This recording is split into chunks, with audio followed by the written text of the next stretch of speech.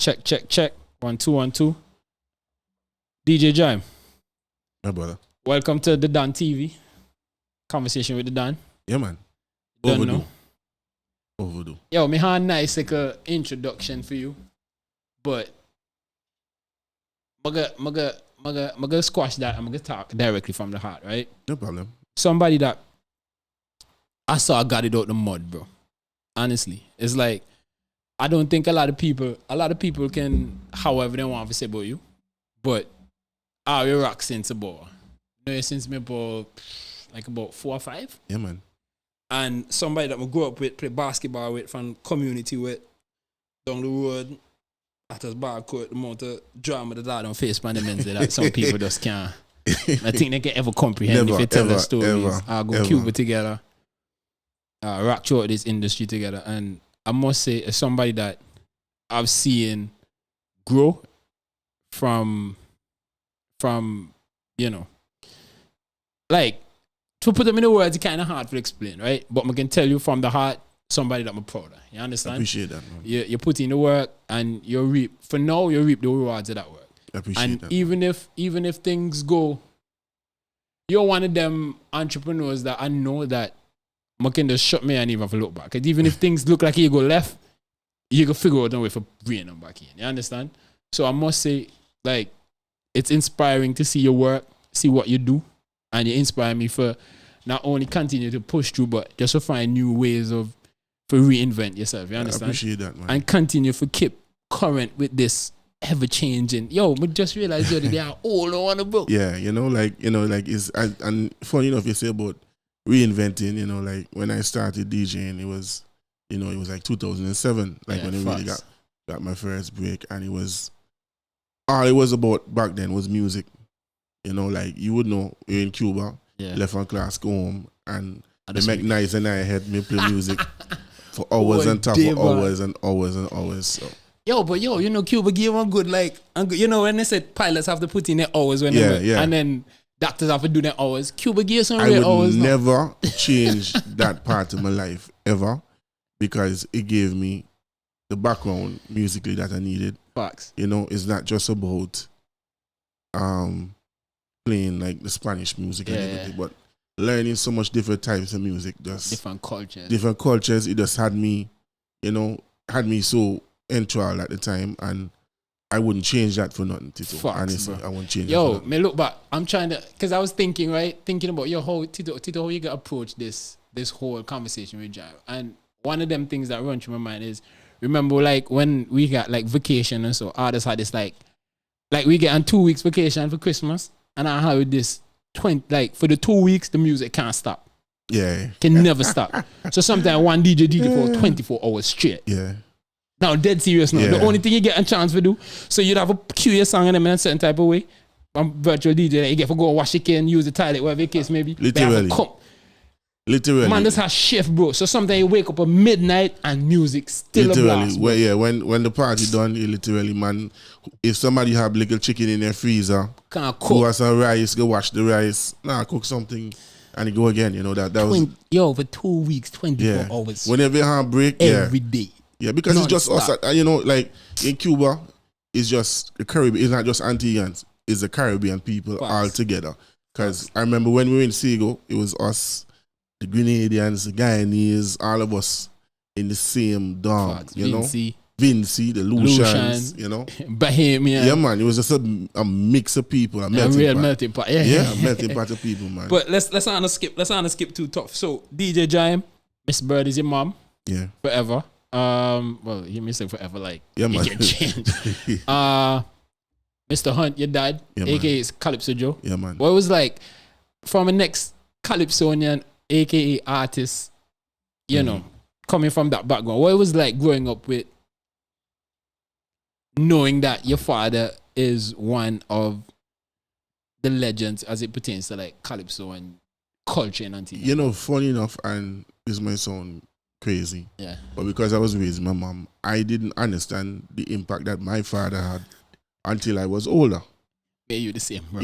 Until I was older, and people were telling me, boy, you know, your daddy win the first road march. Yeah. And then, you know, your daddy did this. And I never really understood that impact because I didn't live in the house, so I didn't understand it until I was like 13, 14. And at that point, I realized I was musically inclined. Yeah. So I was doing more research. I understood, you know, his importance to soca and calypso in Antigua.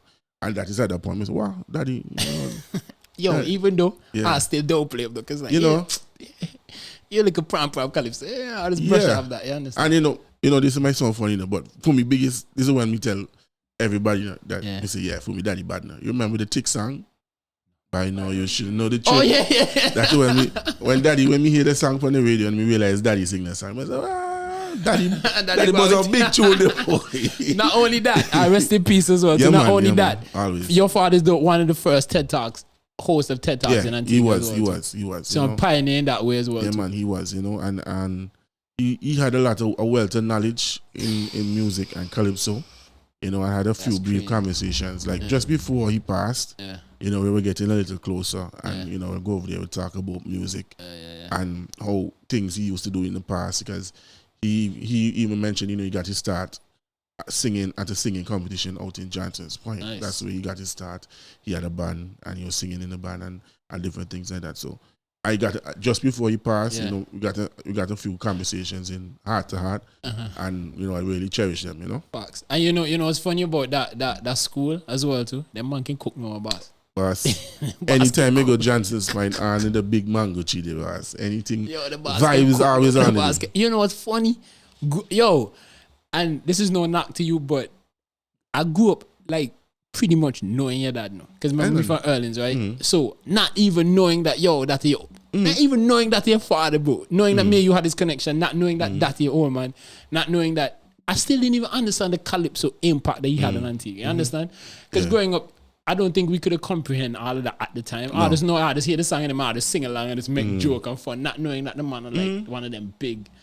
But I understand from a childhood standpoint, I mean... How that go? Grew up in Ottos. Yeah, man, of course. Joseph Lane. Jesus Christ. Yo, bro. Joseph Lane. Trenches, right bro. You know, right there. You know, so, you know, everybody that knows me know it's not no easy life. Yeah, trenches. It has not been an easy life, you know. The grandmother one. Grew up with a house with my grandmother. On the staple. A ton of auntie, a ton of cousin with my mom in the same house. And one of the reasons why I work as hard as I do is because I've seen my mom work as hard as she has worked. Facts. Because she took me out of the house because she wanted more for herself and more for me. Yeah. You know, even when we were in grammar school. Yeah. You know, a lot of people don't even know that there were nights that my mother was at the library because she was getting her associate's degree at the time. Study and so on. When we were in 4th and 5th form, I was on autopilot because I had to do a lot of this stuff myself because my mom was trying to get her education. Really? And I understood the importance of that because she made the sacrifice at that time. She was working in the day. She'd come home, go to class, come home, do she homework and study.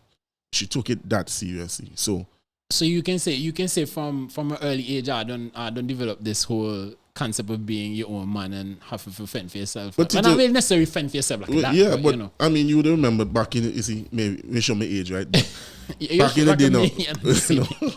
Back in the day, remember, we used to hustle ringtones and different things like that. So, you know, when you had the Nokia 3690, you know. So, yo, $2 for a ringtone. Exactly. Yo, you know? pop, send that. So I always used to understand that, you know, I had a musical talent. And entrepreneurship. Yeah, so I had to try and make money doing it, you know, try to hustle because there's no other way at that time of making money. So I had to do what I had to do. Man, just, you know, and then, so end up at grammar school. But let's not even jump because going in Ottos when I go grammar school, man, just on the basketball court. And talk about Christmas time and summertime. Man, just literally live on the basketball court, bro. We can tell you, right? Like, and this my kids don't do this, right? We can tell you straight up. At the time, we left grammar school. You go to the West Bus Station. You go after class. You go to basketball in ovals. You go YMCA. Facts. And then you double YMCA. You go Ottos ball court. Yo, man, it's how hard in NBA, bro. And then you pan me pan Ottos at the time. Me pan Ottos ball court after the game and them. Yeah. We pan the stand until like 2-3 o'clock in the morning. Facts, bro. Wash chicken and go school. Facts, you know? bro. You know, at the time. Facts. For my grandmother, like, yo, once you do your work, facts. you really cannot. Facts. You know, so big up to road, you know. Facts. Yo, artists on the basketball court, they religious. And it was different times too, you know? It was different times, you know? Yo, they make school call out and yeah, like 15 minutes, 20 minutes. Yeah, let's ask the school done half of it. You done the ritual. Now, after class day, you gone on a bus station, probably hold a slushy, pause, get on bread and cheese, vibes with whoever you vibes with, see one or two little daughter, you know, hey babes, you know, long for see you. Boom, bam, bam. Yeah, man. Bam. Yeah, gone on the basketball court, you find that until sometime, yo, crazy, bro. So, grammar school, got to grammar school, I end up in Cuba. Yeah, man. I end up at State College first. State College. And I can't forget State College. I mean, you tell you straight up, right? My GPA for State College was 0.7. 0.7 because me to go up there could do no kind of work. Me not gonna lie to tell you. When the best time for me live, me tell you, me lime now. I know different now, right? It's different now, like it's structured and that. But at the time, you go up there, you're under the mango tree, you're lime, you know, you go up engineering. Facts, bro. And I you was done here a for lunchtime. You done a lunchtime. I gone over commercial. Yeah. And that happened for a semester, and after that, the boy take home the report card. The older he said, "No, you need like a hard work for to do." Yeah, okay. You only spent a year. I only spent a year up there. I don't even spend. You didn't spend a whole semester. I spent probably a semester and a half at State and College. And then I went to work. I had it in the accounts department. Facts. Yeah, so because I spent the full year up there. You did. And then when after CSEC, right? The CSEC? After Cape. Oh, I'm going to Cape exam. And the old man see the result. The old man say, wait, what? Dog. Oh man send me just like you. Oh man send me then time. At least you get like an AC. You know what I mean? They work. Island provision. Delivery truck. Bro, rough. Yeah, you know, like you do, like at the time, you know, you had to do what you had to do in terms of work, and then the September, we went to Cuba. September, I get, you know, the scholarship, boom, boom, and then I end up on cut to Cuba. What are your fondest memories from Cuba? Honestly, my best memories in Cuba is definitely Ciego for sure. Ciego is where we went to Cuba first. You know, if you don't know. Yeah, that's where we did prep. So that's where we did the Spanish, get the fundamentals, like the physics, the chemistry, the maths, the calculus, and the Spanish. You know, my favorite, honestly, up to now, my favorite memory from Cuba, I remember, I can't forget this. We landed in Cuba the Friday, and the Saturday, we go Camagüey in a truck back to go on party. And I don't know a lick of Spanish. And you know where I would go, I would hitchhike. What did you I literally hitchhike from one road to the corner. Bro. And go in a truck back. Crazy. And go on truck back for like 2.5 hours. Crazy. To go to the next province. And then I reach Havana, I have to do the next 12 hours. Yeah. No, I do 2 hours from Havana to Spiritus. And then I reach on Spiritus, I have to do 12 hours from Spiritus to Pina. Right? You see like the truck that you own my have outside there? Picture one and a little bit bigger. With with built over. Okay, yeah, they have a party truck now in Antigua. Yeah, like the party truck. Like the party all you do, you just sit but the seat and then that's comfortable. Yeah, all you do, you sit down in there for like 12 hours. That's like this, bro. Just like this, for 12 hours. You have a drink, drunk, sleep, wake up, and you still want to come here. Boss. And, you know, it was one of my best experiences. One, none of us knew any Spanish at the time. And it's a vibe. And it was just a vibe. You know, we meet new people. We saw Antiguans that were already there. Yeah, so, facts. You know, like, it was just one of the times that, you know, you realize, one, you're in the real world now, you're on your own, facts. Because there was even more limited communication back then than it is now. So we could like call home as regularly and different things like that. And it was just, to me, it was just a vibe. You know, like, that was just one of the moments that, you know, like, adventure in life. You just see, boy, you just live in the moment and have an adventure. I may tell you, boy, because with Cuba now, because I had a conversation with Colin and I asked him, yo, if you couldn't change anything, bro, if you could like go back and be like, not go to Cuba, would you? Colin's like, yo, we never change the experience for life. I would not. I would not change. I would not Cuba. Change. The only thing me to change, clean toilets and running water. That's all me to change. Well, that's a pinner. Well, pinner. Because in a Ciego, I'm here running water 24/7. The conditions don't make all that great, but I'm here running water. That be consistent in the Ciego. Yeah, but pinner was the ghetto. Yo, let me show you. Cuba so different. Was yeah. When you left, trust me, it got better. It may eventually become like one of the best province in them in terms of engineering school wise in Cuba. But what I liked about funny something about Cuba, right? As it had a point in Cuba. See, like now it rained every single day the exact same time for about maybe like a month straight. Every single day, bro. 4 o'clock come, the rain gets start come, shower down for maybe like 15-20 minutes, and they done. Sometimes man, this one if a remote man used to just like turn on the rain. You know what me really miss about Cuba? Housing. Also. Boss, me just rent a whole apartment for $40 a month. Inclusive of electricity, water, and laundry. Nothing $40 bro. Nothing. And Sunday time we just get food. Yes. If they feel like a special. If they feel special, they just cook like a food for you. And here, night time you can smell the coffee bun. So the man bun the coffee. Let me say. Bun the coffee. So when you cook the coffee, you don't know. You don't even have to ask.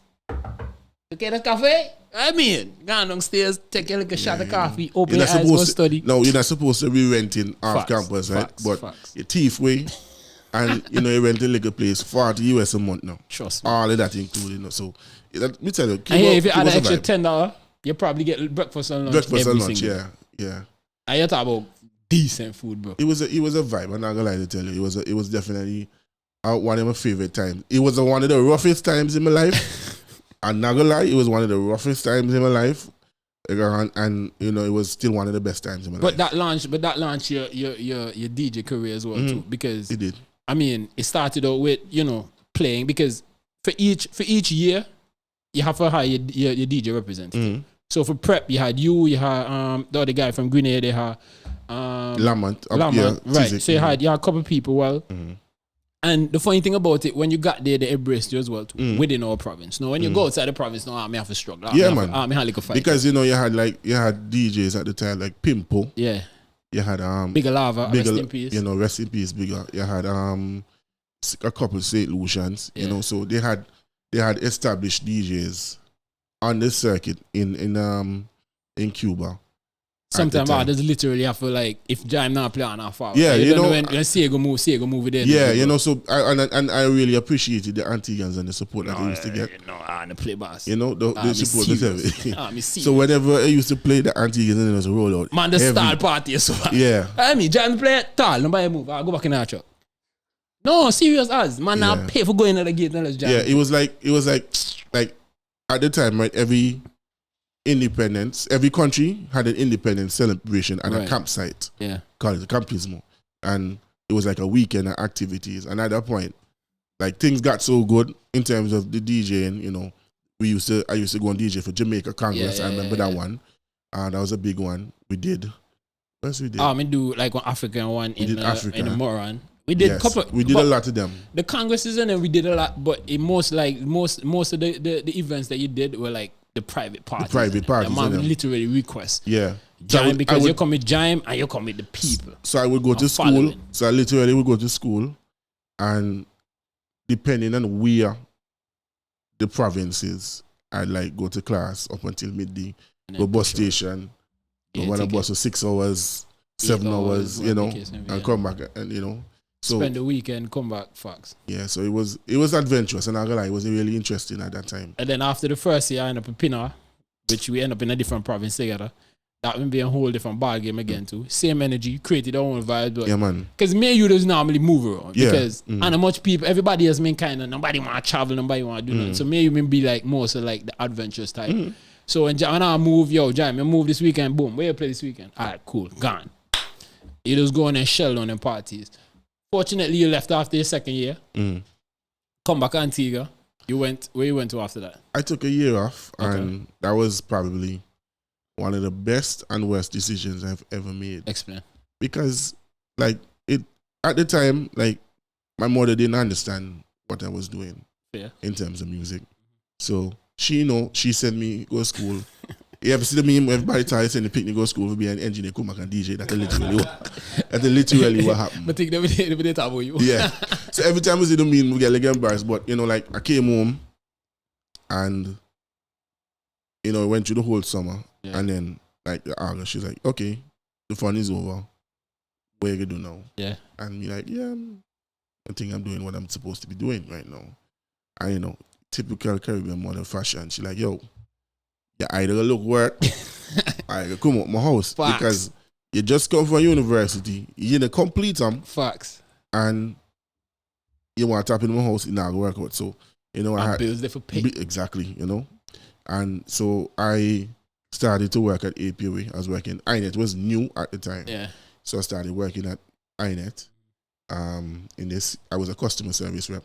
Yeah. And I worked there until that October until the following September, and that's when I went back to school. I went to Louisiana. So that's what I did for that year. And you know, that's probably the year I saw the most growth locally, and I really kicked off things in me locally because I was hitting the pavement hard. Like I got home and I was literally, this used to happen. I linked with Zugo at the time. Yeah. Zugo was at Sun FM. And I would work from 8 to 4. Yeah. Zugo was playing on the radio station from 2 to 6. So I literally leave work, rush as fast as I can to the radio station just to play for an hour. Every day I used to do that. Friday. For free. For free, yeah. Internship. Friday time, Zugo used to be, Rush was still hot at the time. Yeah. Zugo used to play at Rush often. Zugo used to go to the old lady, because Zugo and the old lady been good, and Zugo used to tell the old lady, me carry Jime out, like he play. She still not me there buying it at the time. Facts, yeah. And so I was playing at Rush, and Zugo brought me along. Used to play all over with Zugo, and I owe a lot to Zugo as well. You know, I owe a lot to Zugo. I owe a lot to Nez. Because Nez saw me. We had a Cuban student line. Yeah. And Nez heard me play. We were going tune for like 2 hours. And Nez pulled me on his wing as well. I used to leave work and used to play at sports days for free. School. Yeah, with Nez, just for Get exposure. You know, at the time Nez was still doing Red Cap party. They still had Red Cap party for Sailing Week. I remember I left work, go home, go by Nez, go lift up speaker. Because at the time, Nez does yeah. Like I mean, at the time, Tito, at the time, I will always tell people this now.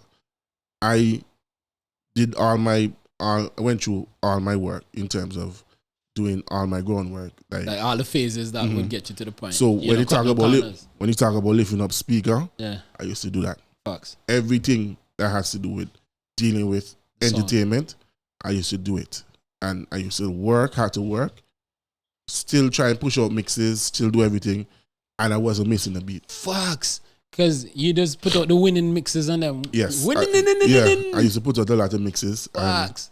Because them they just shelling the Cuban, bro. Man. Because remember when man just come back up, man just say, yo, Jime, what the mix on them? Pack your hard drive. So it used to be like DJ Jime mixes and what you call them? And Bellos. Yeah. So that's strictly them mixes then till, you know. Yeah, man. I had to put in a lot of year. I remember putting in a lot of work, Tito. A lot of work. So when did the transition happen from okay, I'm DJing to time for my host my own event? My first official event was 2012. 2012. That was Chug It. Well, let me tell you, right, before I did that, right, like my first event was a flop. And it was the time, at that time, if you weren't like a promoter, nobody taking you serious. Like I was an entertainer doing an event, and at the time it's like, you're either entertainer or promoter. It can't be both. I already saw that if you want longevity in this entertainment sector, you have to own it. So you may have vision from the jump. I did have a vision. So with that, with events, be DJ, you may always with events, yes. Into with that. events, that was always my vision. I always knew that if you wanted longevity in entertainment, you have to own your own segment. So what sparked that though? Honestly, it was mentorship. Was it you just sitting down analyzing the industry and taking? Yeah, that was one. That was part of it. You know, like seeing that there was a void in a lot of different areas with entertainment. Yeah, like DDF, I saw there was I can remember there was an Independence. There was literally nothing going on except food fair. So that's how that came about. Yeah. Labor Day weekend, it was either you go to Fort or Fries, the same thing. And through Rise, literally, I left the house Friday night There was no Lions at the time. There was nothing going on. Cause I can ask if Lions have a big part to play when you know. Mm-hmm. So every event that I've done is not just doing an event, as it's really filling a void. Yeah. You know, it's not just say I'm gonna do this or do that. There's literally reason behind doing it at that time. So you're solving a problem. Man. Right. Exactly. You know, and that's how businesses really are supposed to be started. No. Hold on. And I'll gloss over that. So because my wife will repeat that part because it has some, and that's why some people consider things gatekeeping, and it's not really even so much so gatekeeping. Is that I just jump into this for the money, and then when I bust the situation to go the way how y'all expect it to go, I say, I gatekeep. No, you didn't look at the problem that exists and try to solve the problem, knowing that once you solve the problem, the returns would come once you solve the problem. Like, you just go in there for a money grab. People don't understand, right? This is a legitimate industry. Yeah, I pay my taxes. Facts. I hire hundreds of people every year at this point, and they don't understand that you have to treat it like a business. You have to approach it with a business plan. You have to approach it with a budget, a mindset of, okay, this is a financial investment. We're not doing this for fun. Fun and games. You know, this is not loss, fun. And loss is involved. After this is done, everybody needs their money. Facts. Right after. And promoter get their money last. Promoter last get paid. And not 2 weeks, sometimes 2-3 months. Okay. You know, so that's one of the things I need people to understand. You know, like I have a phrase that I always use when approaching events: take time, walk fast. You have to let things grow organically. You can't force them to grow, especially with events.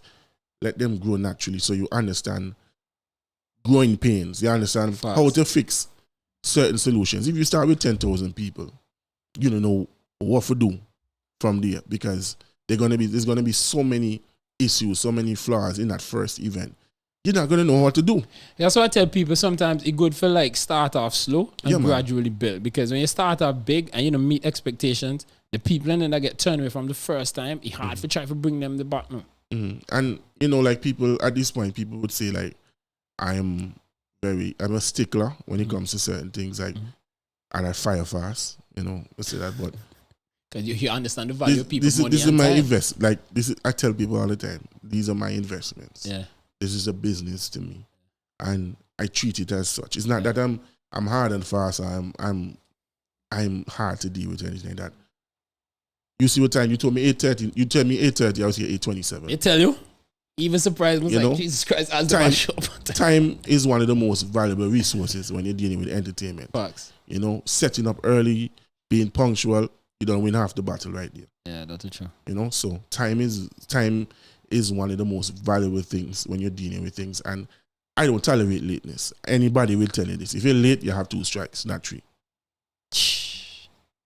You have 2 strikes, and there are a lot of service providers, I would say, your boy Jime want to come in, Ven want to do this, and I do my background check, and me ask another promoter, hey, what do you think about XYZ?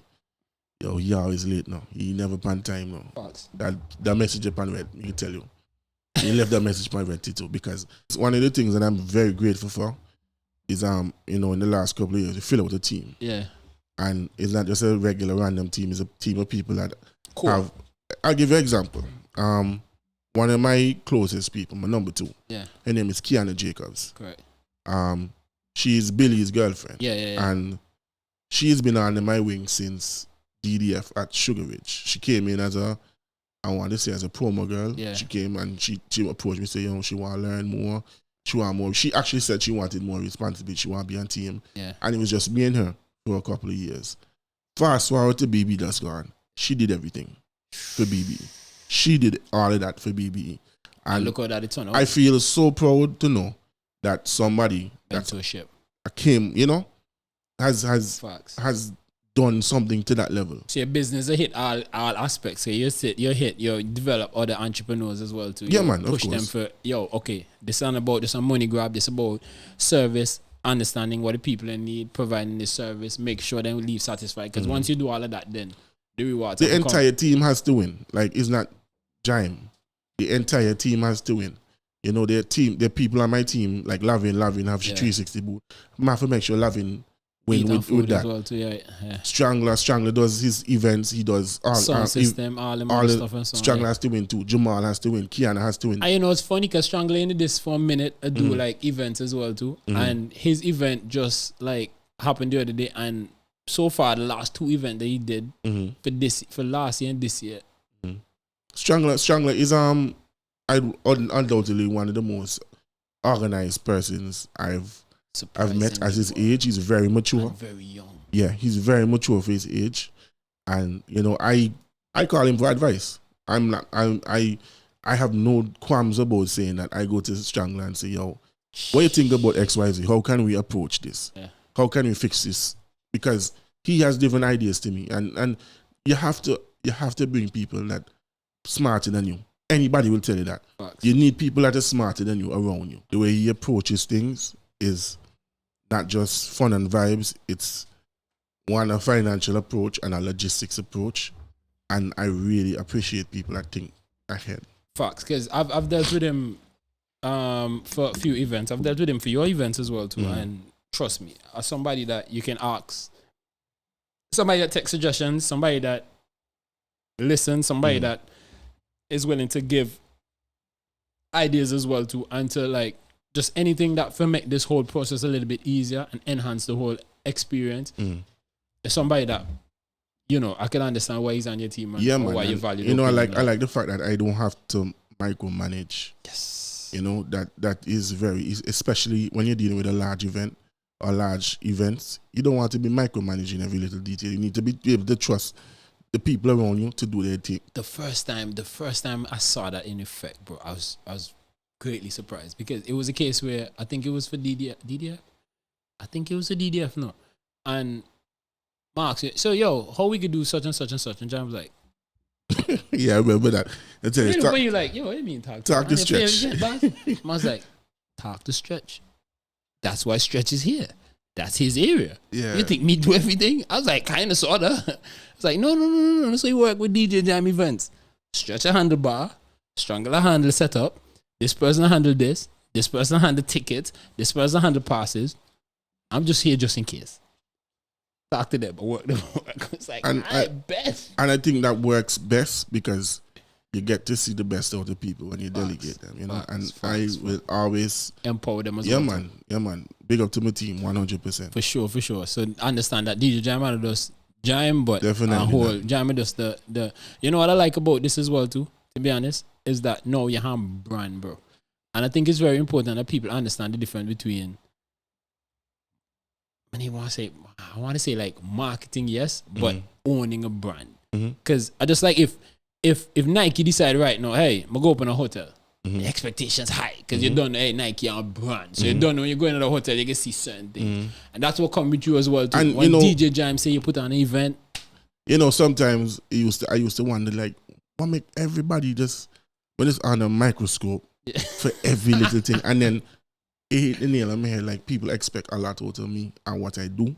Because you're a brand. And that's why a lot of the time I catch a lot. Even with small stuff, I catch a lot of flack. And I get it. Like when you do stuff and you consistently do stuff, people just want you to continue doing them. What I like you've been doing it though is you've been staying before you just respond to certain thing. Nowadays you're very silent. I'm like that. Tito, let me tell you something, right? As we tell you.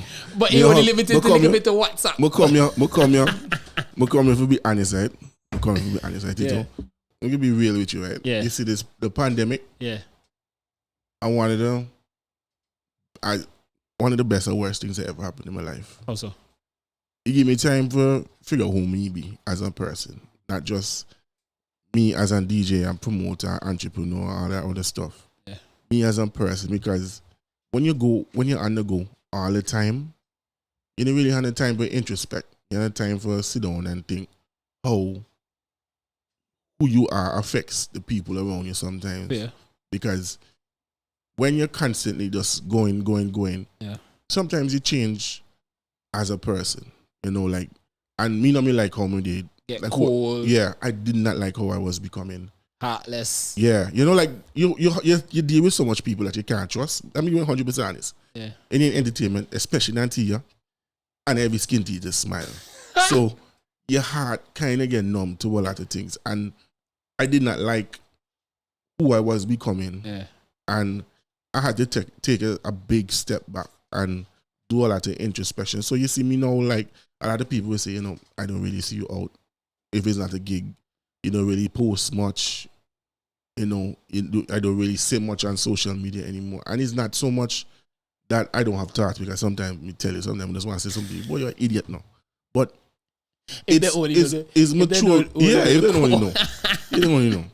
Like, it's just about growing up as a person and understanding some fights just don't make no sense. You know, burning certain bridges. Like events cost me friendships, relationships, time with family, and it's time that you can't get back. Facts. You know, and some relationships and friendships you just can't mend certain bridges. And you know, that's what it is. You have right to, now, you move when you heal. The heel so cold. You can tell, like, yo, I really have a heel, bro. Yeah, I can't just do our thing now. Yeah, you know, so it put me in a frame of mind, now, Jime, you can't live like this no more. And that's what I kind of grateful for the pandemic. That two things, you know, that put me to control my anger and control how I interact with the world around me. No, what I like about you, and I understand that 100%. What I like about you is, so in the beginning you started out with Chug It, and then you had, what come after Chug It? Up. Yeah. You had Up, and then you had a couple of events. So Up was on D-Boat at the time. Yes. And then you had Chug It, you had Up. You were doing like Tech This Summer. Mm-hmm. There are a few ventures you had. You had on the umbrella. Mm-hmm.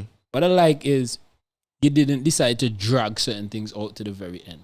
Mm-hmm. You realize, this is going to be time before you reach one point where you just like start declining, where I start move from 1,500 people to like 200. Mm-hmm. You see a decline. How do you judge whether what event go forward or what event get cut? Well, is there a number? What's the metric? It's not so much using a metric. Is more about watching the landscape of events. Like, people have been asking why I haven't done Up the last couple of years. Mm-hmm. It's not that I couldn't do it. It's the fact that, you know, you coordinate events as well now with your day job. Yeah. So you understand that last week in April, the first week in May is sailing week. Facts, bro. Resources are stretched thin. Because everybody moves. Yes. Right. And you're adding an event into that mix. You're putting yourself vulnerable. There are many times that people don't even know that when we used to do Up, literally 1:59:59 is when everything is started, because you're under pressure from everything else before that. I say 1:59:59. Yeah, because second before 2:00. Yeah, because it's just so much going on, and you know, like, you have to understand the landscape at the time of what you're doing, and if it doesn't make sense at the time, I mean, we will reintroduce Up again, but it has to make sense. Makes sense. It has to make sense. Because, and that's a keen way of looking at it as well too. Because from the industry that I'm in, it kind of explains why. Because me tell you, for Sailing Week, you have, well, at the time it was New and Rave, no rum and bass. You still have the Red Cap Party. You still have the boat watching. You still have everything that's happening in the sailing community and in that area as well, to English Harbour. You just still get on. Okay, turnout. Plus, you still talk. You're not even about the turnout for me. Plus, you're still talking about fries and food. Patron experience is very important to me. And if you're going to put out a subpar product, it don't make no sense. Sometimes you don't even have to deal with you. You just have to deal with all the other moving parts around that deal with you. And they're not going to turn on the money too. I'll give you an example. Last year for DDF, when the hurricane came, we had to change the date. That flipped a switch in me internally that I really am grateful for, because the event, it was one of our smaller years because we had to switch to a Saturday. The timing was off. People couldn't get back their tickets. Different things like that. But because of the switch, a lot of the stuff that we wanted to do, we couldn't do. Couldn't execute it the way we wanted to. Sure. And I said, you know, I'm never going to let that happen to me again. That's why we went above and beyond for BBE, and we started planning Rise from since then. So it's, you know, like, you have to take this thing so seriously. It's a fickle and delicate market, And you have to be very careful with how you approach it. But this is something I always wanted to ask you as well too. I still see you DJing. Why? I still see you in these events and so on. Why? Is it because the bookings are coming, or you just still? It's the bookings. You're just still passionate about. It's the bookings, and like that's who I am. From the time I know myself, I music is what it is. Like I would go home from work, go home, download some songs. I don't have the time like I used to be practicing 2 and 3 hours anymore because life happens. I have a child now. Correct. I have different responsibilities. Sure. But that will never end. I mean, I had to change how I approach the DJing though, because I'm getting older. And me no want to be a 50-year-old man. Gray hair. I'll be radical now. No, me can't. Back in my day, when a DJ Palmer sang this song. Yo. When David Brooks sang this song. No. Hey, yo. Facts. No. So I always said I never want to be that old guy on stage playing for young people. And I'm gonna give kudos too. You're still not touch that mic boy part. The Michelle. No, that's not me. Yes, that's not me. Still like, just a stick you have with to play. I have to play with strength. Yes, that's not my strength. Yes, I'm not an MC. Yeah. I'm not. I'm a DJ. I'm a straight up DJ. So that's not something I would ever do. You spoke about responsibilities and now you're having a child. How has fatherhood changed you? Boy. And you're listen. Not only are you a dad, but you're a girl dad. Mm-hmm. You're a girl dad to somebody that me would say personally, every time I see the way how she move, the way how you laugh, when you share certain things about him, it's like, yo, that's the pick me back. Yeah. Even how's that changing? I mean, like, to be honest, Mackenzie, the best thing that ever happened to me today. The best thing that ever happened to my life, because proud of you. I'm happy for you for that though. I used to be such an angry person. When I ever tell you, I used to hold on to anger. Not just be angry, but hold on to anger. Like stuff would just fester in me and would just feel like me to snap. And having Mackenzie changed my life so much, because you have to approach child so delicately. Patience. Because she's an outspoken child. Yeah. She no hold on to nothing. She can tell you if your arm stink, Mackenzie. She said, Daddy, why is your arm stink today? Man. So no filter. And I love that child because she brings out the best in me. Nice. She makes me want to be a better person. Nice. You know, so having a child for me was life changing. Despite all the financial burdens. Fear that to drink ice pop, fear that to drink glass bottle. Tito, let me tell you, we get a joke, right? For she first 2 years, right? So she has a lot of allergies, right? Yeah. So her first 2 years, she couldn't eat chicken. She had an allergic reaction to chicken. She had an allergic reaction to fish. Jeez. So at one point, all she ate was steak and shrimp. You better your cornflakes. Are you crazy? Tito, I would tell, like, during the pandemic, I wasn't working. Yeah. And, thankfully, I'm not somebody who in a braff. Yeah, facts. I'm not somebody that spends money wildly. Facts. So thankfully, I could have.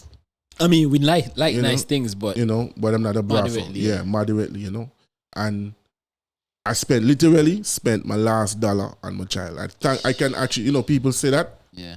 I can proudly say, after me done spend the last thing on my daughter that December, I had $0.00, and I didn't feel any way about it. Comfortable. I did not feel any way about it because I knew I was doing, and I knew I was doing the right thing. Facts. I knew I was doing the right, and that's one of the things that I tell you, the pandemic changed me, because a lot of entertainers, we were suffering in silence. Yes. People did not know. Events. There were no events. People say no, events make a lot of money, different things like that. Everybody goes into business to make money. Facts. Nobody go into business just to lime and have a good time. That's true. And at that time, there was nothing happening. I still have my responsibilities at home. I still have to take care of my child. Don't know the bank till the car. Up. At the time, I still had a student loan. Sure. So I was paying a student loan, a car loan, taking care of my child, dealing with the house. All with no money coming in at that time. Yeah. So I mean, me home stressed out, but me can't show that because me have BNG for the house. And just me and the old lady and my child. Yeah. You can't. And I did have a mental lapse at that time. I'm ashamed to say that, you know. True. Every man had a time. I went through 3-4 months that I had to do some introspection that, you know, I just disappeared completely from everything. Try to find yourself. Yeah. Reevaluate things. Look at things differently. And I'm thankful for that time in my life. Look at you now. You come up on the other side now, still a go. Businesses and still a go well. You know. You're more thankful. into with yourself. Yeah, true. You have more understanding. Again, you spend a lot of time with family. Yeah, man. I mean, I'm very busy still because now I have a day job, and my day job is very demanding as well. And I just have to manage my time. It's all about time management. Correct. Right now. So the last time we did like a rise walkthrough for last year, I saw your mom there. How so given everything that you're going through and now everything come full circle, how she feel about everything right now? You know, some of them laugh about them. I never really trouble she know, but one of the days I say, remember we never want to do this. One of the days I say, remember we never want to do this. Facts. And she can say, what do you mean? You know, that's what always a support, you know. Yeah, you know, parents did. But, you know, I can see the pride on she face and it's man, fulfilling. I'm gonna come to them meetings and so I'm gonna see she. I'm gonna say, hey, you know, what's up? She try for, you can see she try for this whole, she composed it, but you can see she very proud. Even my father, you know, 2019, he came to, that was, he's been to one of my events before. I never saw him there. He came to a rise before, but I never saw him there. And DDF 2019, he was there. Yeah. And I felt so good to know that my father saw, like before he passed, he saw what I do. Well, I know the feeling, man. I mean, and forget for share that experience as well to know you can, you know. The only problem is it was naked, plenty naked girls. When he see that, he said, "Jime, when a girl close, when a girl close, Jime." So, but you know that was a good thing, you know, good feeling to see that, you know, your parents can see that, you know, you're not just out there wasting your time or wasting the time that they put into you. Facts, and all the resources and energy, and you know, you're not going straight like that because it could have gone left. Like, you know this, Tito. Bro, Ottos always sit on the barcode now. It could have gone left. Our lives could have been so much differently if we didn't stay focused. Real talk. Like, I'm not even exaggerating. Life could have just go so left if you just say, "But I mean, I go school this week," or you just go online with them man. Pull up on the block, just do this or do that. And they get me wrong. You used to line everybody live at Ottos used to line on the corner. But at that time, if you line on the corner, you still had to go to school. It was a different time. Yeah. But life could have just been so different. It's crazy. It's crazy how things again, because sometimes, you know, when you see them, like your former teachers and so on, and they see us like, you know, hey Jime, hey Mello, what going on? Everyone is like, yo, Tito, really how they write me out? Tito, wait no man. Thing, you know? Big up Francois. I'm gonna big up Francois. You know why I'm gonna big up Francois? Francois just bang me now in the grammar school. But you know what's great in how life is full circle. Yeah. Francois have a Mr. Francois, I mean say Mr. Francois. He has a bar concierge company right now. Yeah. Mr. Francois sent me a full proposal. I tell you, boy, about me hiring his company. And to me, that was such an eye-opener for me that, you know, this man used to teach me. This man used to correct me back in the day. And now he sees what I'm doing and wants me to hire, to want to be a part of that. You know, so it's even though there's like a hard Panawi, plenty hard Panawi, you know, like it's crazy, you know. And look how I turned out, because again, we were young, bro. Who wouldn't know that all this like discipline and structure that we put in place that end up on this side of the fence and be like, yo, just the other day, me look as me last night we were having a conversation about certain things, and when I left driving home, I was like, yo, this man had real like heart to heart, like real serious conversation. I'll go Spain. When I go Spain, right? Me tell you, like that trip, that ain't even be a trip. That'd be like a work situation. Like 24 hours, sometimes I not sleep and so. And then one night I finally get a chance to go and go rest. I still end up on rest. I end up in the hotel room just to chat for like till the morning, bro. They have to force yourself to go sleep. And I realize, yo, I reached a point where these small seeds that were planted by, you know, these persons in society that look, some of them that even write you off, then I don't believe personally them be like, yo, you're gonna become a waste. I think they say it to you for like, yo, get on your shit, bro, before things get worse. You understand? Look where are they for today? You have successful businesses. Everybody in a professional in their own right, try to move around, try to do things, try to have some level of impact on this small island that we have here. Because overall, it's not just about, again, I keep saying it, and it's about chasing the money. It's about, yo, what impact you want to leave on this island. Correct, you know. A legacy, bro. You know, like, even like last night I was talking to the deputy head of Carnival, Mr. Freeland. Yeah. And I was telling him, you know, like, one of the craziest, like, people talk about Rise all the time, but people don't understand what Rise is, because I've been on Uber Soca cruise the last couple of years. I've met people from Africa, from Nigeria, South Africa, different places that have been to Rise in Antigua, that have flown in specifically for Rise. And to me, that it's bigger than just the event, because you're talking about people flying halfway around the world to come to a small island for your party, for our carnival. It puts everything in perspective, you know? And you see hard work come to fruition. Yeah, man. Bro, I talked to a friend of mine, right? She tell me, yo, when Rise, the night before Rise, because remember, it kind of happened in a kind of like a weird, funny window, because it started from midnight. And she tell me, yo, I had cheap phone. I buy one of them like a flashlight phone. She has she computer set alarm. She has she mother phone set alarm. She has she 2 phones set. She what? The girl say she matter of fact, 1 year the girl tell me she put on she wash she can put on she clothes to go sleep. Just in case she oversleep. Out the window. Yeah, man. You Bro, know, last year was my first. And I appreciate like the support with it, and that's why I take it so seriously. That's why we start planning in December. Yeah. You know, we booked all our talent in December. Literally, all our airlines, hotels, everything is already here. Our cups, most of our cups outside you. Yeah. Oh, you safe. Yeah, exactly. Got you. You know, most of our stuff is already here because we've done all our legwork before. You know, so we've like literally it's fine tuning right now. Bro, what going on the rise, bro? This is media rise. Yeah. What the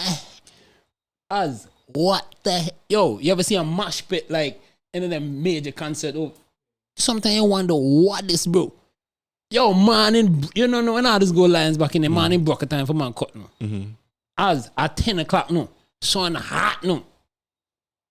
Man, like they don't want to go home. The man till out the rise, then you tell him put that truck and go out the stadium. No, just so people can get more jamming. No, but never seen nothing like that in my life yet, bro. You know, and you know we try to, and right now it's just about mastering that business side and the logistical side of things because we know the fun will happen. Yeah. But more from us is just making sure one we execute and that fun is safe. But let me ask you this question: with Rise. Is this what you envisioned it to be? Honestly, or it just morph into something that you're just checking, hey, let me grow with it while it continues to grow? Honestly, I did it to grow organically. Yeah. That's how it's supposed to be growing. It's growing. We went to be honest, the plan was to go to where we are now in year 4. That was my plan. Yeah. But it happened before because it grew that much that we couldn't have it at the racetrack anymore. We did 2 years in racetrack, couldn't go back there, and that's always been my plan with it, to grow it organically. I know for after year 1, I already knew what was going to take place because I saw the momentum. I saw people enjoying it on that kind of scale. So I realized, okay, we have probably 1 more year here, 2 more years max. But how do you? But you still not. But even though you say all that, how does it feel to know that carnival depend on your event, bro? You see, me trying never think about it. You can go and say you want to say, me just saying for you. So me ask you the question. Now you're in the position for think about them. So think about them. Tito, one of the things. Me personally want to know. One of the things I try to do, I keep myself grounded. when it comes to event. Well, today you fly. No, me can't be Icarus. You can today. say what you want to say. For 15 minutes, I ask you a question, I deserve an answer. Even if you want to give me the short version, give me the short version. I'm saying to you, bro, let me rephrase the question. Let me give you some time for think and come out for the low horse and jump on the high one. This guy. Boss, how does it feel for no?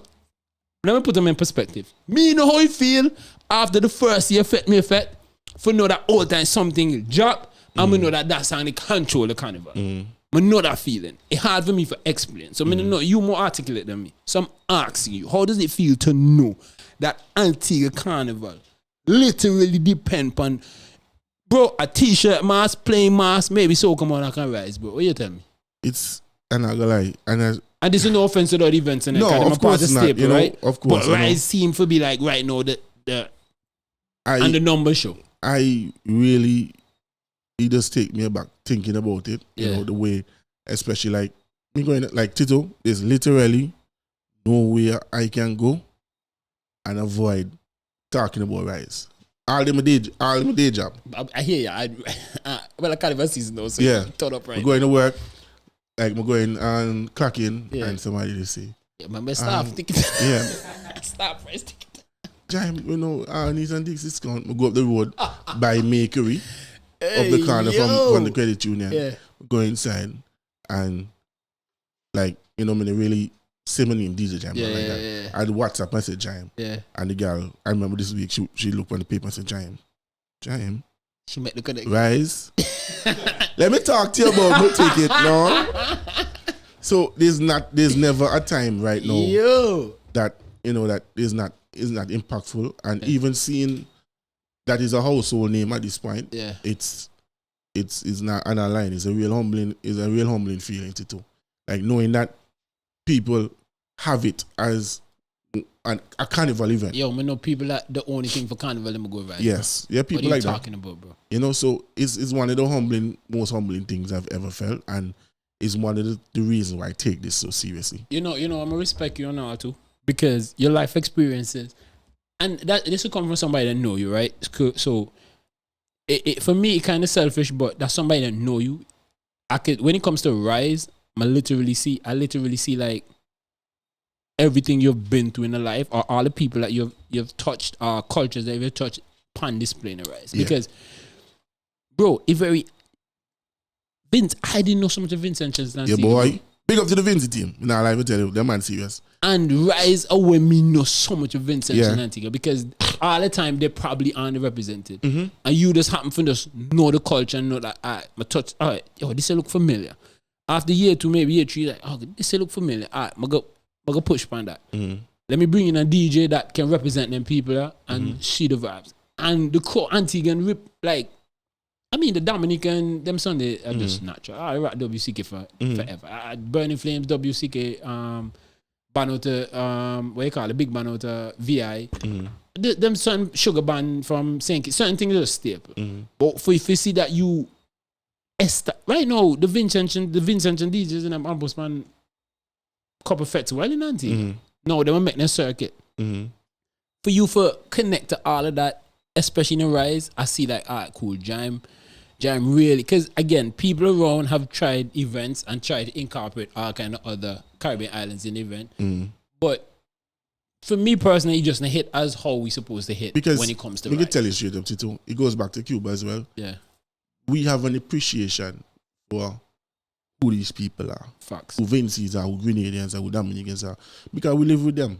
Understand the culture. We talk to them. We don't listen to conversation about people I don't even know. Never meet in our life.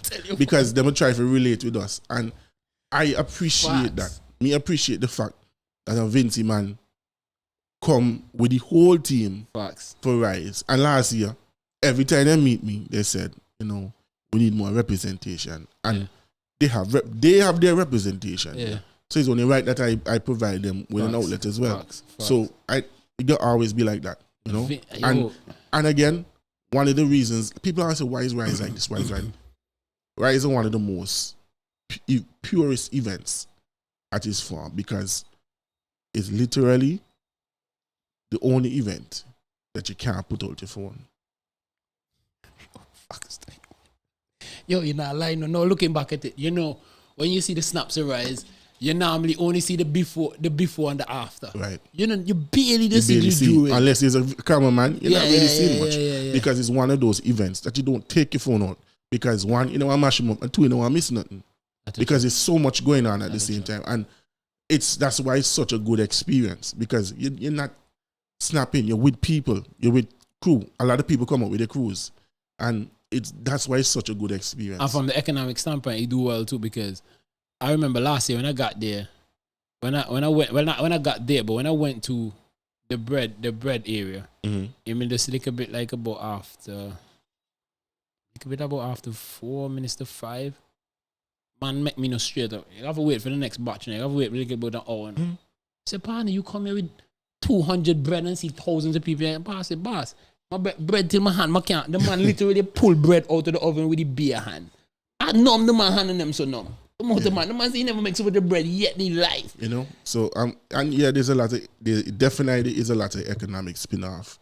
You work for Premier Beverages, you should know, you know. So yo, my dog. Me, when you open, yo, bro. Me the only thing I ask, and when we come in this year, we get a nice glass of wine, a nice heated towel. As at the first, you talk about home. You hear this boy. I mean, when you know when we done pay my bill, you know, just me think we deserve that. Facts, you deserve and I could get on what you call it, on a group. I can't remember the expensive wine name, but listen, bro. As when I talk about rise, yo, some events you don't know. Okay, like a truck here, truck there, maybe a 2 truck, bro. When I talk about rise and drinks, right? I'm 40 foot now, bro. I hear last year I can 40 foot up there.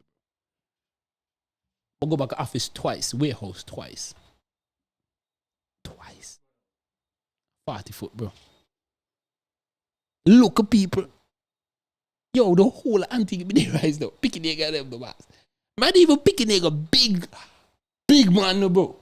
But you don't know, you had like a section over there where you don't know who don't want to get wet and paint up. You don't know the bougie people and they come and they stush out and them Nike Jordans and so they don't want to get no paint up order. So they had to stush that. But that's something I have to commend you for, though, because you never really push the aspect. No, you just know people go come and they go find their way. Because to me, it's not about that. How we grew up in Lions, so how we understand. Skip it. We knew in Lions there are different sections. You're in the front, you're in a rough man, you're at the sides, you have people that does a jam at the back, you're just a stoosh section. Yeah. Go all of that. Right. So you understand naturally how it go. And that's, to me, that's naturally how I think Rise develop. And I just want it to continue to develop like that. I don't ever want to segment it, segregate it. We don't have enough bougie events, VIP, bottle service. I'm big up to those events because they have their place. Facts. But you need time. Yeah, you need an event. Time for you need a one event that we're all together. Yeah, man. You need a one event. So from Rise now, but Rise come, then later down in the year I had DDF. No.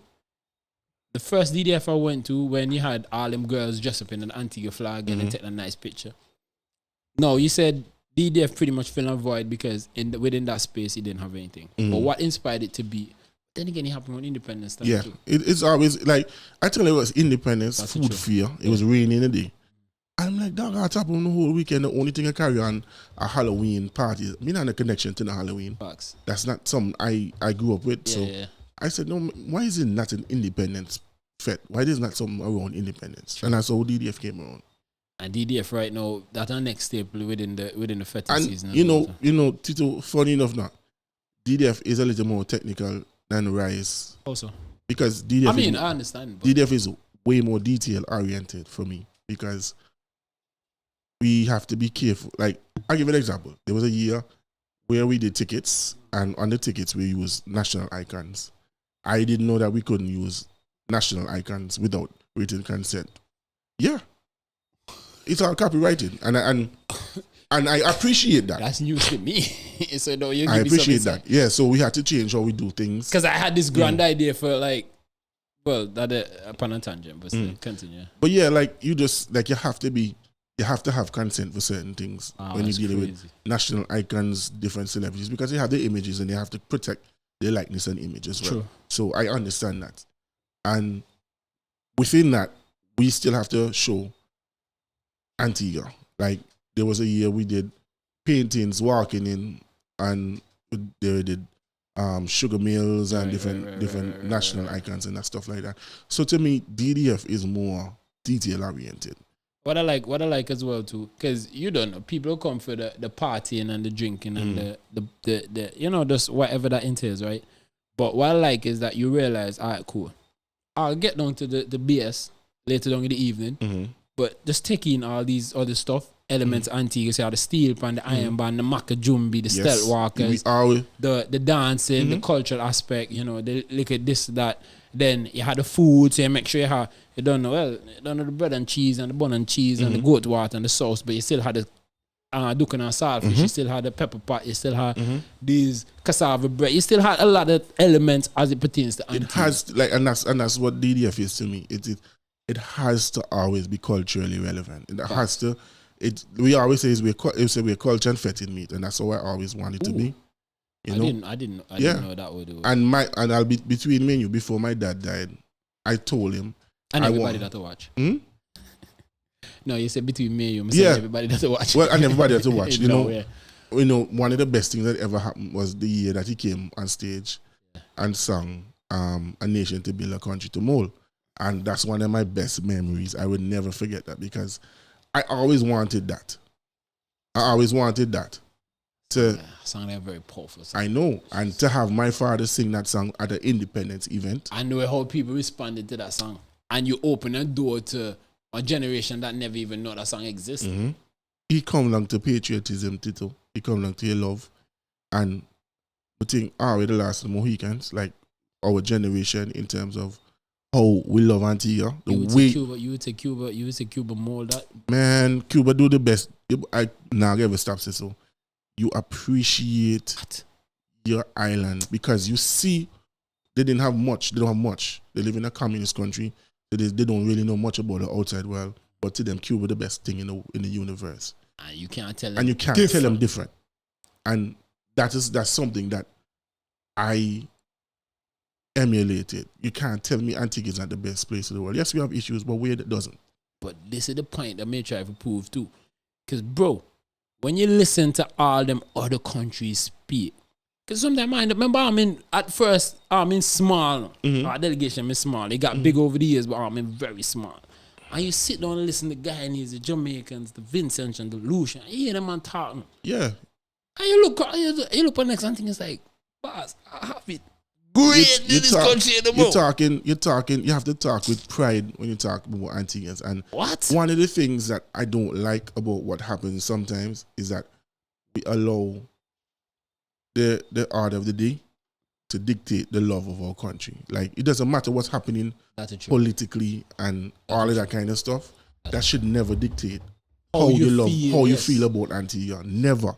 That should never dictate. And that's supposed to fuel you more in order to get them back to the point where you want them to whatever you think is wrong, you don't wait on somebody to fix it. That's something that I always say. You can't wait on somebody to do something for you in life. You have to find a way to fix it. If you see something wrong and you can affect change. Yo, bro, me love Antigua. Yo, Cuba made me love Antigua so much, right? That, yo, you just know, when I started the Namibians and big up pumps, man. Yeah, me tell you, them people from South America and all them other places, then so Seychelles and so on. You tell them Antigua, the first thing I say, nah, man, I need to come. I used to have the time going on friend to this day. She still try to figure out when and how she could touch forget to see this 268, bro. Because it just do it how we as Antiguans just speak about Antigua. Sometimes we come go with arrogance and as. And I say, yo, Tal, wait. I realize 108 square mile. You know, it take 2 hours to go on island and I go do them 16 times. 24 hours to do them shit. And then I was up and I was like, yo, this small island. Yo, bro, I had to stand up. When I go events, Antigua independence. Yo, you just have African independence, Jamaican, Bahamian, Lucian, Vinci. Antigua independence just be a staple, bro. When you talk about the Lions night and you turn on the light burning flame, no problem, no. Move, no. Man, yo, remember the first time Pumps and them man from NBB come Antigua independence, no. Boss, the man left me no shot, no. Naked, them man left, no. Man say, no, you guys are crazy, bro. So, you just push you for appreciate. And again, it shows in your events as well, too. It shows that, hey, I respect other culture. But, yo, Antigua, bro, and Arg forever. And it like even when I was traveling as a traveling DJ, we used to fly my flag as much as I can because at the time, it was just me. Big up to Quest, big up to Tenny, big up to everybody doing anything right now. But at the time, Spaniard as well. Spaniard, all them guys doing it, know. But at the time, it was just me out there with all them Trini DJs, all them Belgian DJs, and Antiguans and that people that when they're out overseas, then they really go out. So the one or two that you would see, you'd feel good, but then you know like it's different, and that's why I'm really proud of what these younger DJs are doing. You're one of the because first, it's not easy. You're one of the first Antiguan DJ, or maybe the first Antiguan DJ if ever DJ upon Private Ryan event, right? Yeah, I was the first to DJ and Antiguan to DJ. No, DJ Crown Prince. Oh yeah, I keep forgetting. Yeah, DJ Crown Prince was the first Antiguan. That's true. And then after Crown Prince, yeah, it was me. Crown Prince, and then you're one of the first outside the Crown Prince to go as far as Dubai as well to perform big Dubai as well. Big up the Crown Prince. I've been to Dubai twice because of that, and I really appreciate Crown Prince because he's a mentor to me. Yeah. Like he's never spent any time in Antigua, but he understood that I'm an Antiguan DJ. At the time, it was just me, and he would tell me, "Yo, you need to do this, you need to do that, put out more mixes, put yourself more out there, stuff like that." And he used to take his advice. Like I really appreciated what he did for me at that time. That would never go unnoticed. Facts. So we have these events. What's the next for Jime now, DJ Jime now? Because again, you don't conquer the DJing. Right now, you're juggernaut in the event space. I mean, you have a brand right now. Right now, for your brand so big that I'm sure if you bring out them chips, you can sell out. And that's a good branding, bro. That's when you know you have one. You have brand equity. It carry a lot of weight. You understand? Mm-hmm.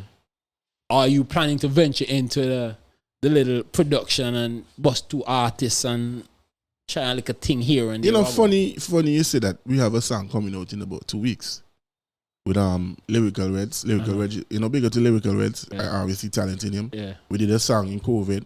Yeah. We did a rhythm. Actually, we did a back chat with him. Yeah. With him and Super Mario. Yeah. And we're doing a jumpy. It's me, Chippy G, Big Dog, and Lyrical Reds. Nice.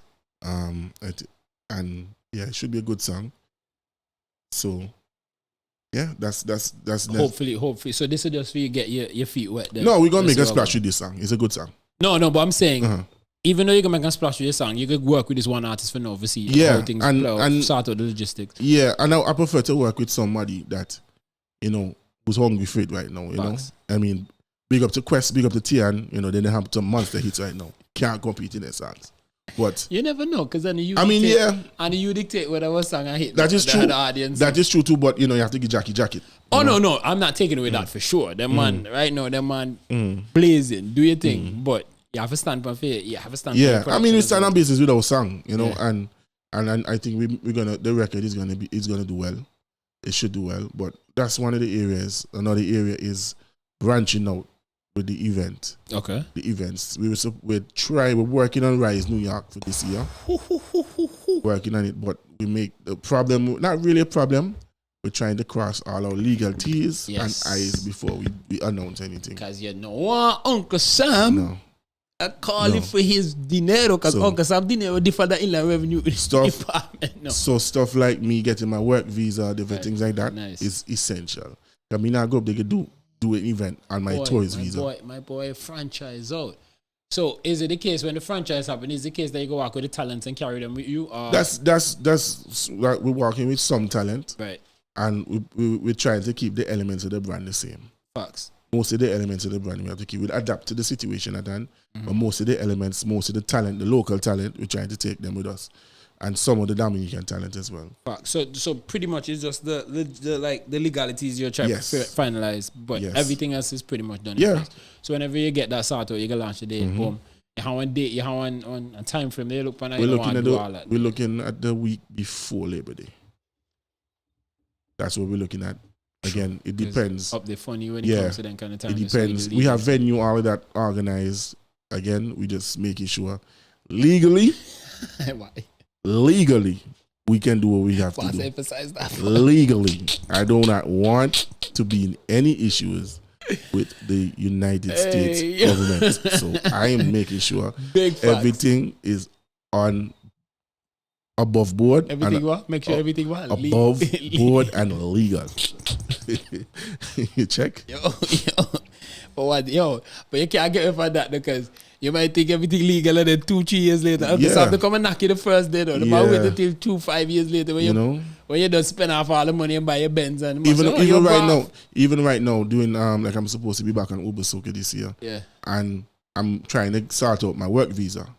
Because I don't want to be traveling on my tourist visa anymore. Facts, as an entertainer, you don't want to get in no problems. You see it on a flyer, I see this, And just from a business standpoint, it just make more sense. Yes, man. Yeah, man. Also, you can start charge, you can up the money. Man can tell you, yo, Tom, I can't get that in your travel on this. No, this isn't a hole in the wall thing, so that's one of it.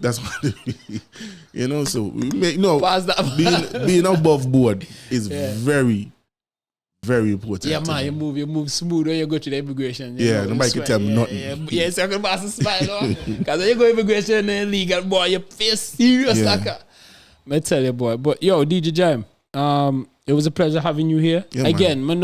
I know that it's a very rare occasion that I get a blessing like this from a juggernaut like you again in the industry. Again, I have to say to you, bro, super extremely proud of you for what you've been doing. I mean, nothing comes without its hurdles, its ups and downs, its backlash, its feedback, it's yo, Jesus Christ walked the face of this earth, yeah.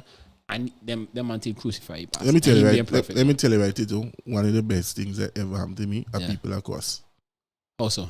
I big up grammar school. Grammar school prepare me for life. Grammar school, there's literally, there is literally nothing that you never hear about yourself. There's literally nothing that I hear now that I haven't heard for the last 15 to 20 years. Bro, nothing. Let me say this, right? Sometimes them always say certain things to you, right? So convincingly, bro. That you would just sit down and wonder, this is real. Yo, sometimes I go my question parents, yo, I'm missing and skip 10 years of my life or something because that man tell me something about something that, and after your mother, your parents will go, you're like, you boss, you crazy. Yeah. You weird, remember? That never happened to you. It's like, oh, cool, because a man can make some stories and do some things, bro. So when like negativity and stuff like that don't really bother me anymore. A duck. Like water just roll off.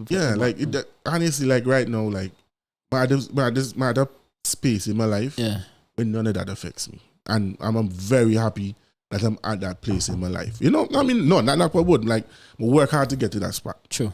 Work like I put in work on that spot where when I'm insecure about my place in the industry, I'm insecure about my events, I'm insecure about myself. It's funny. It's funny that we talk about that because I remember maybe like a few years ago, I had a conversation and the way we talk is like you understand the impact and the position that you had in this space, but it felt like you had some reservation. Yeah, like man. You ain't sure about certain things.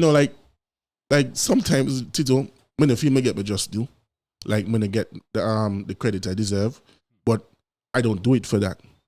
So it used to bother me. Yeah. Like, people would glory, like, Ahmad would sing Bread, Butter and Cheese and he win road match. And man would do something and they would say he the best person in the world. And me would literally cure cancer. And they say, well, boy, I want to make you cure AIDS too. You chop it. And then me check, You cure the rag some no. Yeah. My house be cure that. Cure that way, do that for. That kind of way. Bro. And you have to just get to the point where you just say, boss, you're on a journey, and you have to keep on your head. It just consume, Mm-hmm.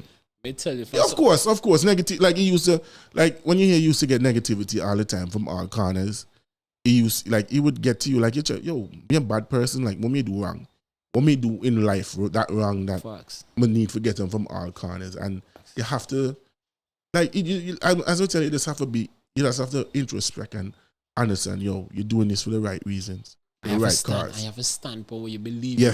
Yes, that is. Because a lot of people now get them right away. But I can remember when I did Rise that first year, right? Yeah. There's people around me that did not think the concept would work because it was a novel concept at the time. We have Juve, but we didn't have a Juve Fed.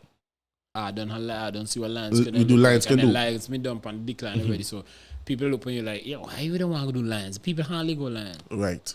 So Not knowing that you don't do your market research and all them something. There are people around me that didn't think it would have worked. And, thank God that everything went according to plan. And you have to believe in yourself. You have to have that belief that what you're doing is right. And what you're doing will reap the benefits. It might not be now, but down the road, you have to know that you'll be on the right side of history. You know what's funny? And a bunch of people can call you crazy. A bunch of people can call you, oh, you difficult. Yeah. Oh, you this. Oh, you know that. And you have to remind them, yo, this is a full me vision, bro. Mm-hmm. This is what me see. I see there's a void in these areas, and I'm trying to fulfill that void. Mm-hmm. It's two things. It's either go rock with me and help me get to that point. I can just shut up on my business and allow me to do my thing. Mm-hmm. And when he shot, then go come and say, me believe in you all the time, but you just need to do them like a this, and I think you shouldn't do that. And, nah, you just need to believe. Yeah, you have a stand for your own 2 feet. You have to be confident in your vision. You have to be confident in your vision. I'm not saying you be cocky in your vision, and you have to be egotistical. You have to be confident. You have to know that you're doing the right thing. You're making the right decisions. You're keeping the right people around you. Yeah. And even the critics, there's always truth in criticism, no matter how vile it is. There will always be truth in criticism, and you have to listen. Even if the crazy stuff that they're saying, that's not true. There's always some truth in what some people would say. So you have to understand. Like, so people used to always say, boy, I'm difficult with the attitude, and most of the time, you just in my own world, too. And I understand that people can take that the wrong way. Yo, bro. Yo, again, you cut. When I say I cut from the exact same clock, but we share, again, you come along. Mm-hmm. You understand? There have been things that I find people just like, we just blur it out randomly. And in my mind, I'm like, but is he this way because you can't get what you want? Yep. Or is it this way because that's just who the person be? Yep. No, most likely just because you look for a certain level of support or handout, and the man grind for his shit, and the man just decide who he want to give. And if you no fall within the realm, then just accept the fact that you no fall. That doesn't mean the man a bad person. The man realized he had 10 apple, and within his circle, he can only give 5 Correct. to a certain amount of people, and he decide who think valuable. No, you know up on the other end might say, but he give Tom or Dick or Harry pause, and you don't think them the valuable or them the deserving of it. That's not yours to dictate. Mm-hmm. That's for the owner of the 10 apples to dictate who he want to give the 5 to. Correct. If you don't get none, you just don't get none. Correct. Keep it pushing. But if you can get upset and hold you and be like, oh, you're bad man, and this and that, that mean you're watching a man thing. And for you. Mm-hmm. When you get for you decide to do whatever you want to do with them. And I've heard all of that. I'm selfish, bad-minded, all of that. And I'm like, Michael Jordan, me selfish and bad-minded. Look, and it's not so much of that too. Like, understand, right, that when you build something from the ground up, you're very protective of it. And rightfully so, bro. I just have a hard time just randomly giving up control to just anybody. I have people that I trust. And if I tell somebody I trust them, I understand I'm going to trust them. I trust Kian, I'm going to trust Dane, I trust Jamal. You trust Strangler. Strangler, yeah. Dane is Strangler. But that's Wayne, yeah, that's you. So, I can't wait to get here because he need to explain to the people how you get a name. So, yeah, like, as the proverbial thing would say, I have a circle of trust. And I don't really venture out from that because you can't just give your investment to any and anybody. Let's say when you may do when I may do Fet for your Fet, and Eminem Music was doing that. Yeah. If you guys didn't have Smilers in your corner, yeah, and you gave some random producer, or you gave some random writer. To be honest, that may be a perfect storm, bro. Because we've tried. Not calling names, but we've tried. And that's what is not so much luck. No, it's opportunity. Correct. And perseverance is what got you there. Because the two of me and men is me hungry for try for add something and smile is me hungry for try for this bring us something. But let's say that never happened. Yeah. Let's say you never lined up with Smile and say it took somebody else and they beg you to produce a song and you never went the same way. And you have to treat stuff like that. You can't just you take chances, but you have to take calculated risks. Facts. You have to do a risk assessment. And that's me. Like I take a risk assessment with every situation. Like, what's the risk of hiring this vendor? Are they going to be early? Like last year. They're going to be professional. There are a couple of vendors, they're definitely pissed off with me because last year, you have to be in place at 8 o'clock and 9:30. You're still setting up me to lock my gate. And I make no apologies about that. Because people pay them money for hard-earned dollar for come to get that exactly. experience. I take that very seriously. Take time management very serious. Because when I leave here tonight, I have to wake up at 6:30 for go work for 7:30. I leave work, I go to the gym, I still have to come home and deal with my event stuff. Still have to deal with music, still have to deal with my child. Facts. Still have to deal with stuff in the house. And that's every day. Every day. And if I can make that time, and this is your bread and butter now, but this is what you eat off primarily now, why are you not early? There's no reason for you not to be early. But that's sometimes, you see, you're assuming that most of them eat them off. This is their main way of getting income. But a lot of people don't treat their second job as important as their first. Excuses are the tools of the incompetent who use them to build monuments of nothing. Oh, hold on. Me just tell you how them they think. That's a whole me think, right? So me trying not to make excuses. Facts. Trying not to make excuses. It's easier to make an apology than an excuse. Or quicker apologize than make an excuse. Because you apologize, I mean you try. If you make an excuse, I mean you don't really care. Sometimes people we respect you with an apology because you're sure that you're human and you're sincere, especially if you're a sincere apology too. Yeah, like if you're making an apology, I mean you really made a try and things went left. If you're making an excuse, you didn't do anything. Facts, true. You didn't do anything. That's why I respect this guy here, right? Because me tell you, coming in this content space, bro, it been rough, bro. I understand. I started out in my house, dog. Moving around with a couple players as well. To shout out Bash, shout out Jaytoven, but everybody kind of had them like a situation for deal with. You understand? You can't judge people lifestyle. You understand? But I wanted to go full fledged. Now, maybe have like a more freedom and not has as much responsibilities as the other guys. The man of work, the man had 2-3 jobs sometimes. Understand? When I met Oz, Oz was like, "Yo, I'm gonna make this work, bro." Yo, dog, me shoot this in my house now. The man come here, the man see where I go, and man say, "Top, this is the way you do that? Nah, I have to do something better. Go out there for today. You need have a yo, me supposed to paint in, you know." Tell him, yo, next week. Wake up next week, it's like motivated. It's like, yo, another week. Wake up another week. Yo, another week. Yo, me go up on social media, me see the man post some video, the whole lady don't paint them. And that's what he need to do. Say, all right, up. Star move. Last night I called him, he's like, well, I had a little mix up last night. But to them I tell you, yo, tomorrow I'm gonna say, all right, bet. What time? All right. When I'm in class, boom, bam, bam, let's move some things around. Let's make it happen. Sometimes I need them people in the corner because sometimes your strength does dead, bro. Even with the other podcasts with Ignorance and Defeated, again, why I have to come through that as well too, because you're not gonna be as structured as this. Ignorance is undefeated. You don't hear the name, so pure trippiness. They tell you, no, that's the way you get for really those. Tell people about them whatever you want to tell. I understand. But even with them guys, sometimes you have to pull one another, you understand? And sometimes all 3 strength down. And as we literally messing me like, yo, like they want to shoot Ignorance, so I'm say, yeah, man, all right, bet. So that's why in any, like yo, I'm going to decide if I can start sell pencil, bro. Yo, boss, you want to be a part of this pencil, yeah? Let's all function, let's all do this thing. And that's just how me rock. So I do understand the value of having a core. Yeah, man. I do understand the value of building a brand, which is what I'm trying to do right now.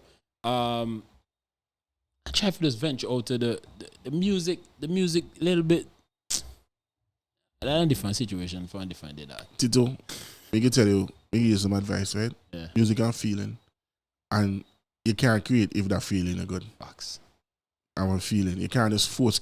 Facts. You can't force creation. Facts. You can't force it. There have to be a vibe. Facts. You have to be an energy. Like music, stuff like, especially like production. Facts. You have to have that energy for that moment. That's how it's created good. So, mean the thing that you're doing anything that you shouldn't be doing. True. When it strikes, you will know what to do. Good advice. That, to be honest, in the last 10 years, I don't want the best advice I got. Yeah, you can't force it, man. Because it just, bro, it's rough. Because, again, we've in this, just like you, who have made certain moves and be the first to do certain things, we pretty much did the same thing when it comes to early releasing, when it comes to changing the narrative, when it comes to how I do production and all of that. Even how the topics of songs that are put down come with life. First, I started researching one dance. I'm checking. All right, soca music can't just be about jump and wave and whining, bro. It just can't be. How the fuck soca music can just music? Calypso can't be just. Hey, that politician over there, I'm sick and tired of you. It can't just be that. So I decide, all right, let me revamp, come back around, write something positive, put pen to paper, push them up. Jesus Christ. You know, it's crazy. Look at me like, where you go, daddy? You know, it's crazy. I'm glad I had you in front, you know. You remember the March. You released Life. Yeah. Now I can ever forget this. I was down in Barbados for a gig. Yeah. And you released Life. I remember messaging you for the stems the same time. Yeah. And when they listen to Life, probably for 2 hours back to back. I'm gonna tell you, boy, this is one of the best songs I ever listened to for me life. And I remember and Liat flying up, coming back to Antigua, and we just open my laptop and start make the stems to do the edit that at that time. And I'm gonna tell you that's one of my favorite edits because the song is just powerful. And it reminded me of, the song reminded me of, it gave me a vibe of what you did think about at the time. Lowest, bro. You know? It could tell. The lowest. You could tell. The lyrics were just speaking to me because you talk about enjoying life. Yeah, man. The lowest. Missing your people. The lowest. The past. You know? The lowest. And I'm always say Tito, that's one of the best. Yeah, you're one of the one that actually encouraged because I remix Deno. Just to mix and master. No? Yeah, man. And you're the one that always tell me, yo, go back, touch back the project. Touch back that song, man. Try to figure them out. But and that he miss is just that I think maybe because they try to rush the production for try to get back for meet the carnival time, revisit it. But at the same time, it's just like there's the reception and so on. It's like people look when I'm like, just throw that to the wayside. But that song, bro, the lowest of lowest. And I think timing, like right now, we need music like that. I'm not even gonna front you. Hold on. Right now, you'll get a ton of music like that. Right now, you have Not You Nana, you got Mental Day, you got, and this is no knock to nobody because I think those are amazing songs. You understand? But we need that, like, and that's to show you the times that we're in right now. That you're looking to positive music. You need stuff that you can listen to and say, boy, I can come out to bed today. We can get to work. We can do my 9 to 5. You need that kind of stuff. But we can give you a drama. Life was written in 2017, bro. Before Life written, my song like Live Like It's Your Last that we record in a Barbados since 2016, bro. Along the same lines, but this time it more upon the fetting side, but the message is still the same because that's the message more. Even go deep with you when Drew passed. Yeah. R.I.P. to Drew. Yeah. I was when you really take vacation and so Tito. I took a vacation. We went to Thailand this last year. Yeah. And you can't forget, remember we were 12 hours ahead. Yeah. And we check my WhatsApp, you see everything that transpire. Yeah. And it so happened, I was listening to 2 songs. I was listening to the song called How Are You My Friend by Johnny Drill. Yeah, yeah. That is basically the Afrobeat version of what you do. Or what you do with life. Because I listen to the 2 of them back to back. When I'm done, I play them for you. Yeah.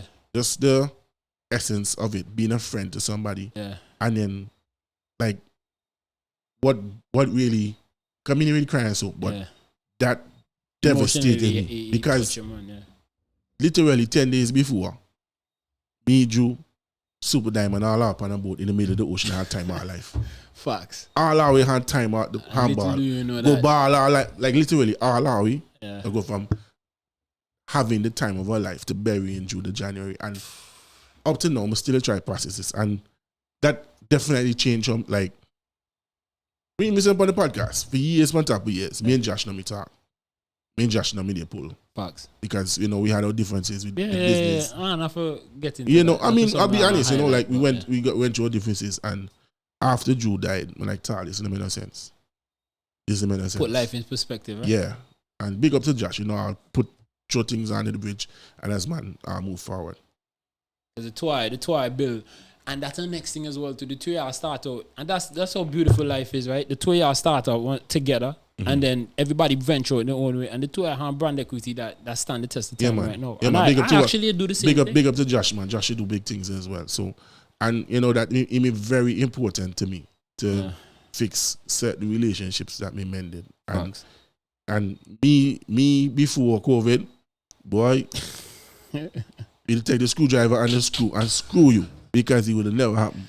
The screw and the screwdriver nail him in you because it's not gonna happen. So I'm glad for them. Like I've gotten to the point that I understand, all of this animosity and bad energy it just draining. It just draining. But we don't want to left that legacy thing. Facts, bro. Because to be honest, when I started, you can they can tell you when I started on TV, bro. I'm gonna tell you how much flyer I made. I made 4 flyer. Mm-hmm. Alan Seaton, Chef Mint, DJ Jime, and the next one to come, bro. Okay. I'm gonna put them flyers there. I'm gonna put them on a folder, bro. I'm gonna tell us. I now do nothing until I knock out them 4 years. It took me literally from the Alan Seaton. It took me 11 months before we reach the Chef Mint.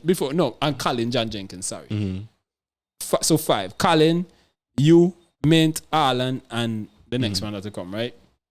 And it took me 11 months, I think, before I do the Colin. And then from the Colin, it took me a while. I sit down on the Colin interview a while. And then the Chef Mint interview happened.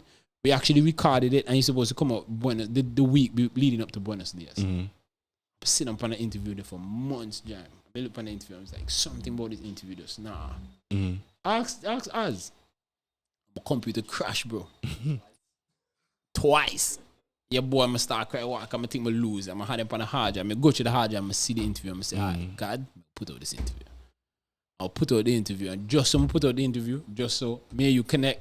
Because I don't tell you how I do them, but you say, "Yo, wait, you drop them something. When I gonna drop this episode, bro?" So I say, "Yo, I'll connect," and the other one I'll connect as well too. What me realize is that sometimes you just have to just put you in a, just send you in a direction that you don't know where you're getting up, bro. So that's why, as I tell you, with the music thing, people keep asking me about it.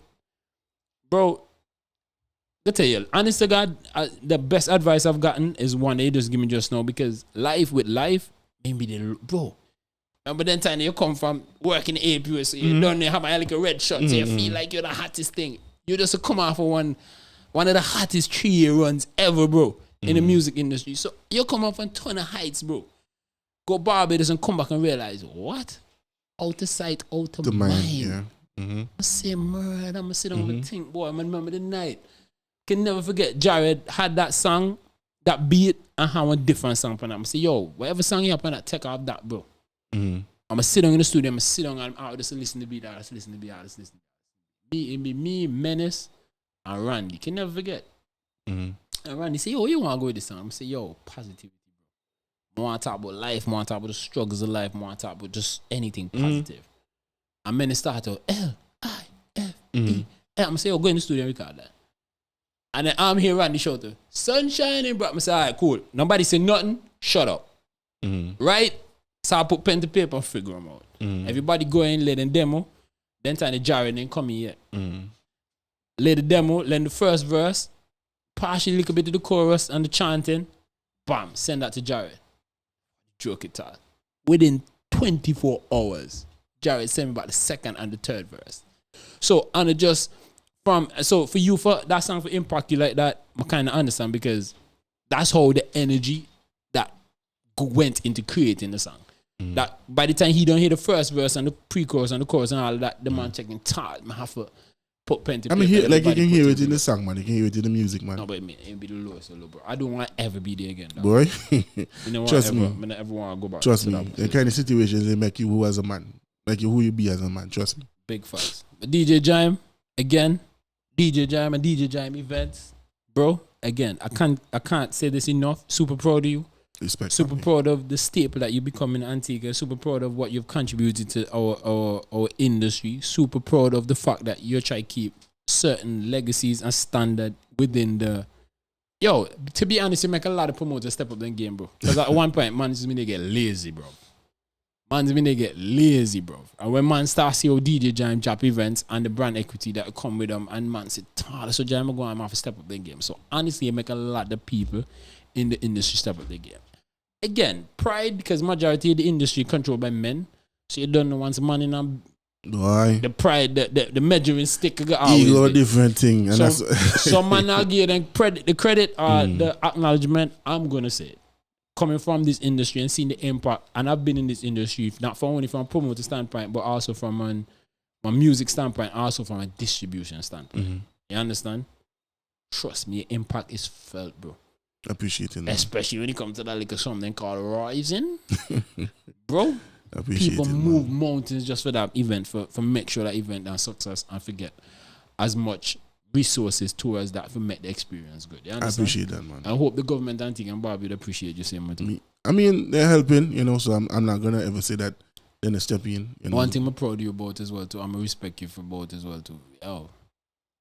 Whether they help or not help, you could do what you have to do what you have to do now as man now. You know, you have to do what you have to do, can't wait.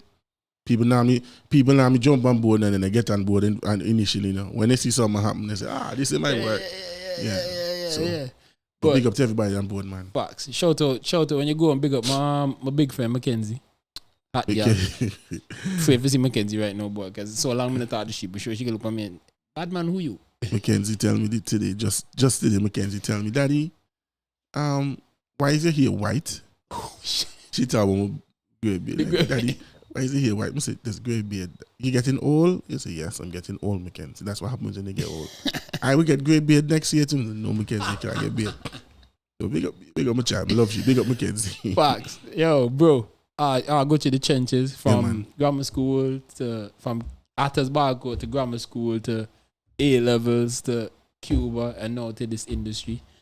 Again, can't say enough. Super proud of you. Appreciate it, man. Keep pushing, bro. Keep striving. Keep inspiring. Keep mentoring. Keep doing what you're doing. Yo, and take your vitamins, dog. All day, every day right now. I feel it forever. Every day right now, you know, like when I like since Drew passed, take my health serious, man. So facts. Big up to that for sure. Yeah, and big up to the whole Ricardo Drew team as well. Sure. So RIP to the king. You don't know. DJ Jime. My brother. Enough respect. I appreciate blessings, it, man.